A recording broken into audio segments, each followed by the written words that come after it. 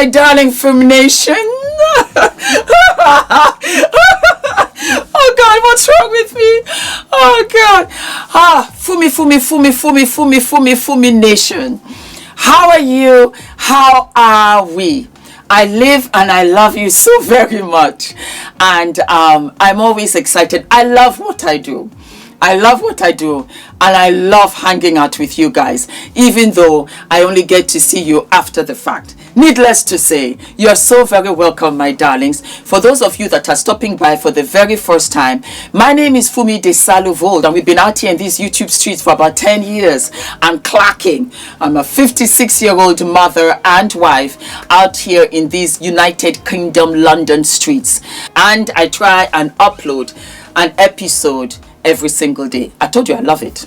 We are having a meet and greet, talking about loving you. We're having a meet and greet where we can meet each other, we can greet each other, we can have a little bit of food, we can have a little bit of drinks. I give you some goodie bags for all of your love, support, and subscriptions. Yes, my darlings.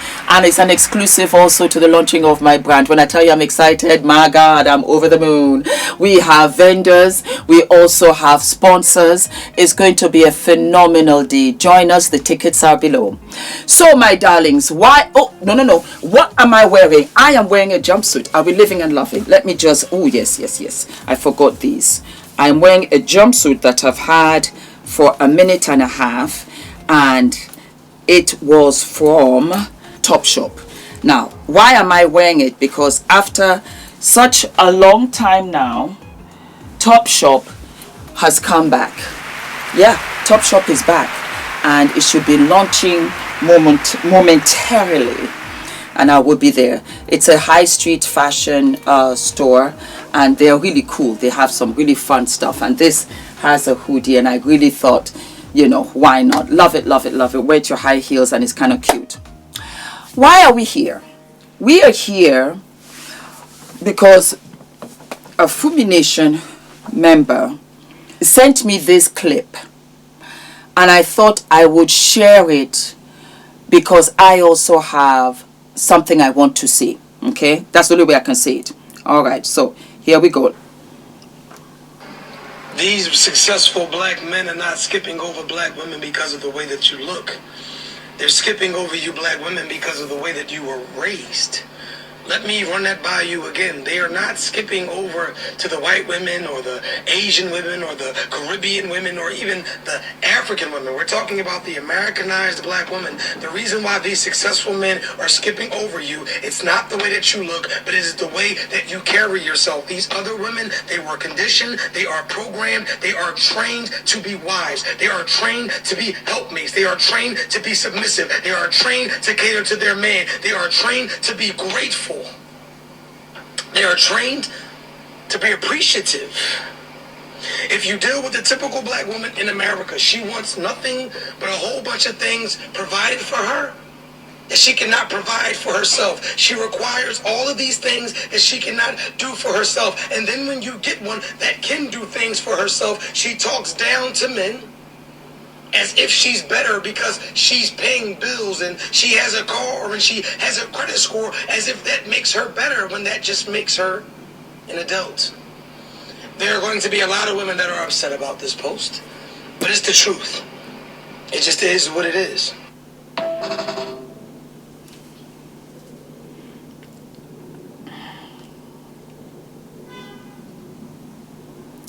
And then another Fumi Nation sister sent me this. I said, he's a convicted felon that left his baby in the car while he was fleeing from the cops in 2017. He shouldn't be giving advice to anyone. His real name is Malik Brown. So I said, well, let's look up Malik Brown, because this right here has suddenly grasped my interest. And true to form, look at Malik Brown.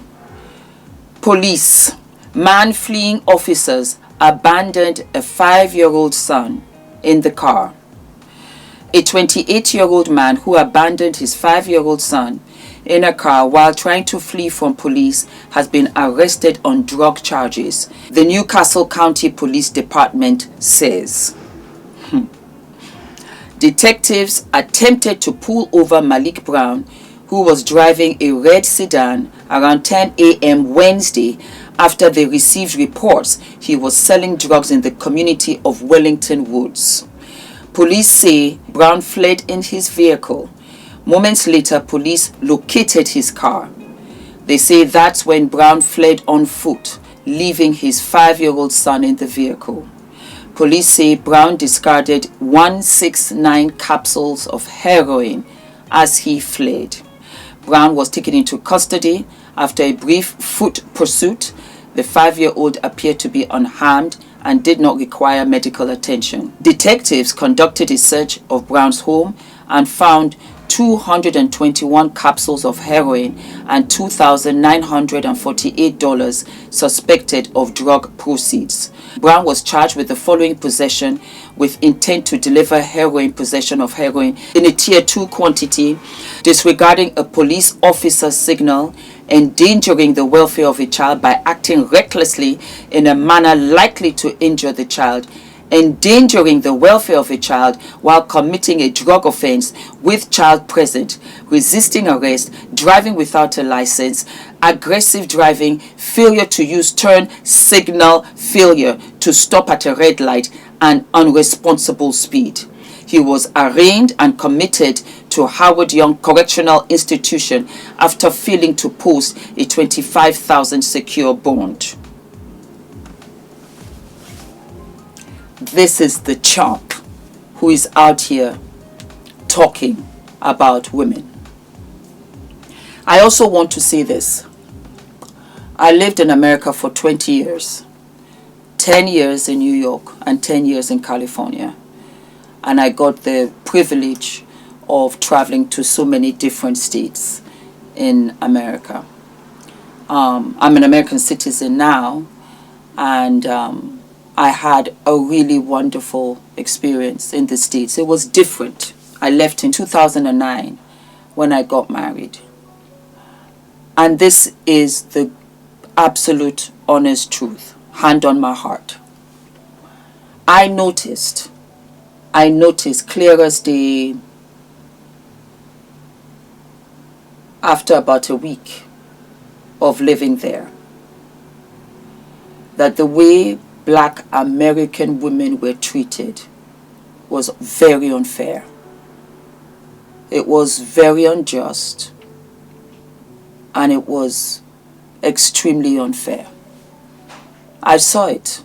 I saw it with my own eyes. This is not something that anybody is telling me or whatever. This is something I saw.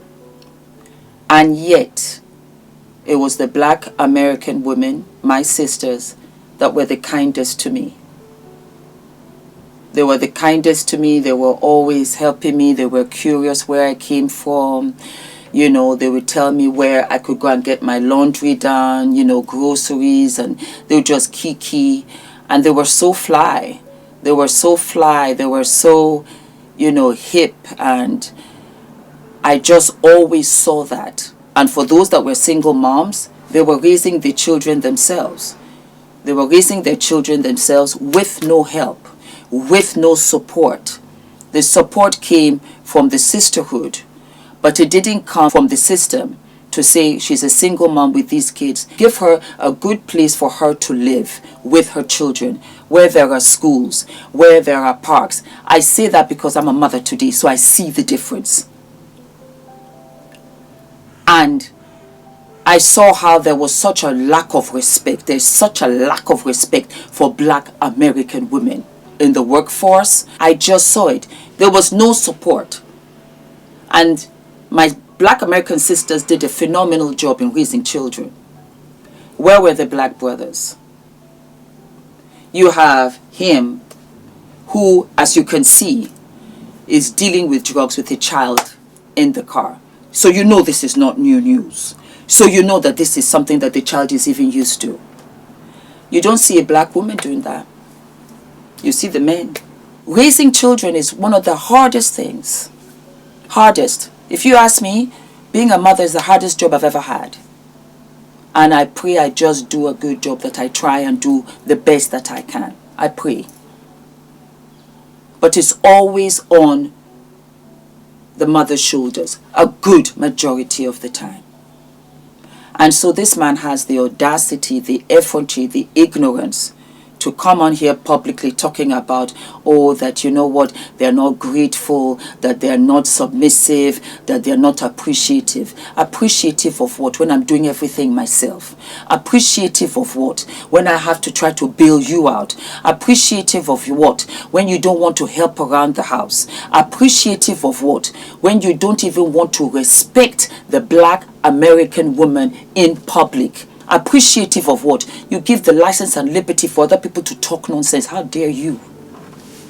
I'm irritated and I'm pissed off and I'm annoyed because it has to stop somewhere. You keep on throwing darts. They get it all the time. The most disrespected person in America really truly is the Black woman. I know what hurts because we get it from our own. On top of that, don't compare nobody to nobody. Don't compare nobody. Do not. And quiet as it's kept, I've seen brothers who treat the other, not Black American women better.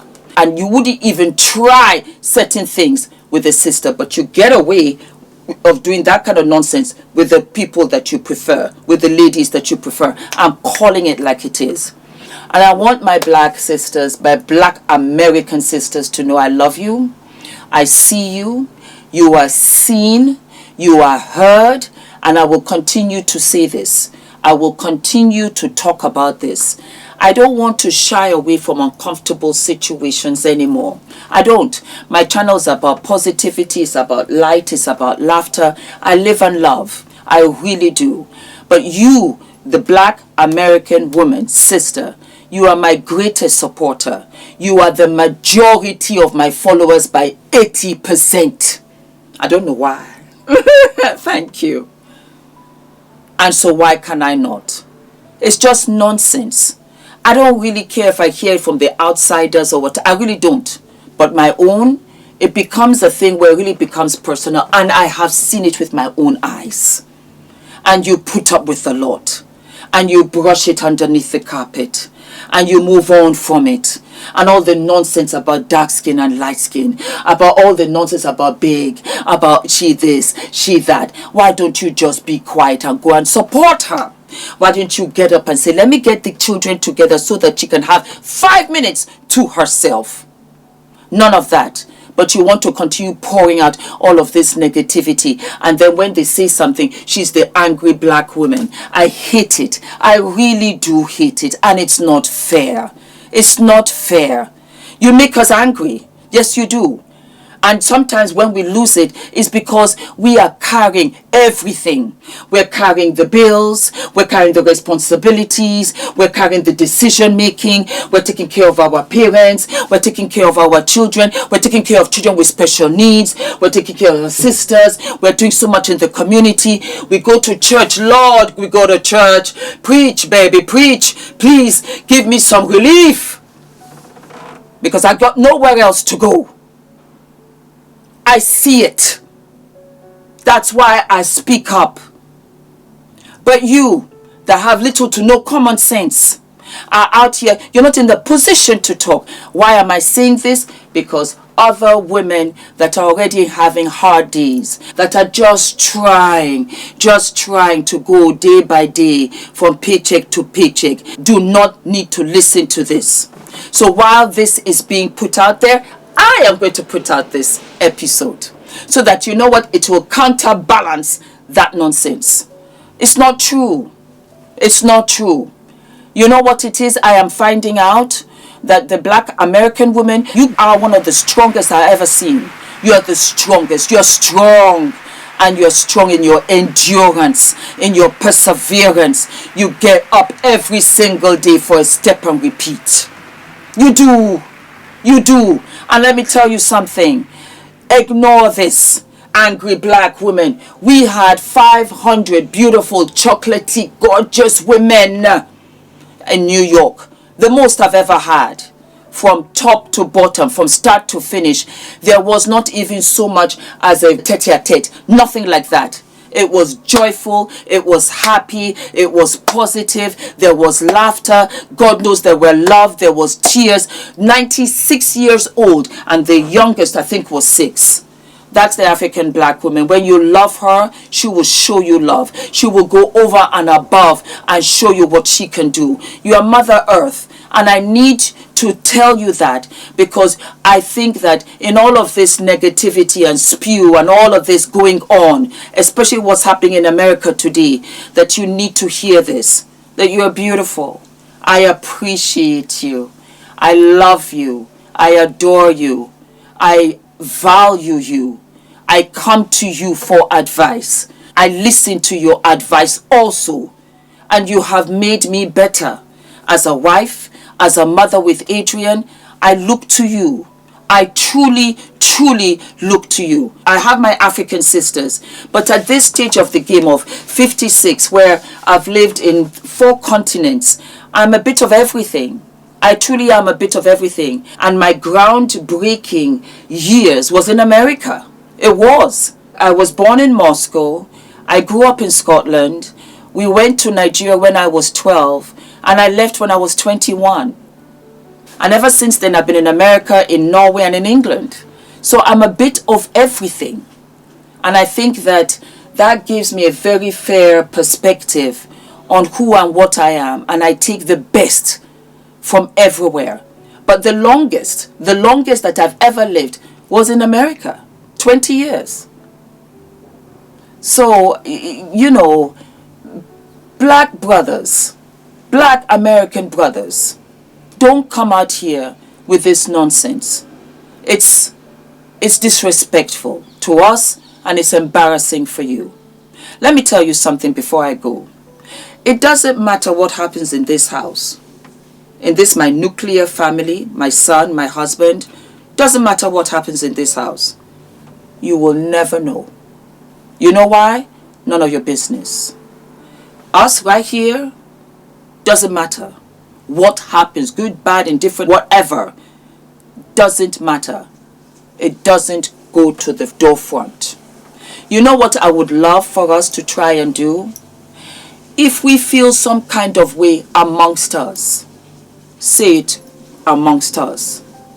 Don't say it outside. Don't say it outside. Because you see, everybody is always looking for the weak link.